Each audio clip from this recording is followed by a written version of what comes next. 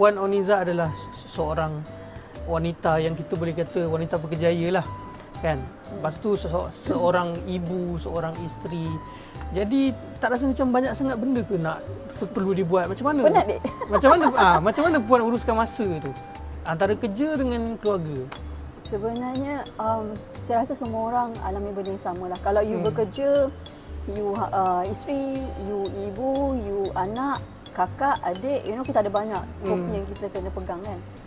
Penat. Penat lah. Macam mana uruskan masa? Pengurusan masa tu macam mana?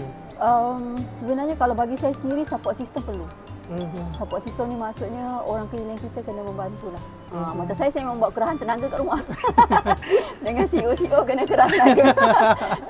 Orang ni kena basuh kain, orang ni kena lipat kain sendiri. Jadi kita dah bagi-bagikan tugas tu. At the same time, biasanya saya tak push diri saya. Kalau saya rasa saya letih, dan saya tak akan buat. Tak buat lah.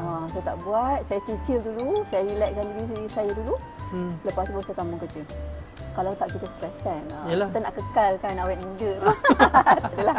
Maksudnya minta tolong lah. Jangan berat mulut. Sebab setengah perempuan dia suka buat sendiri semua.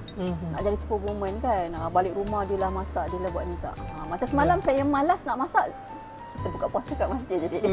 Jadi senang. Yelah, tak ada salahnya pun. Kan.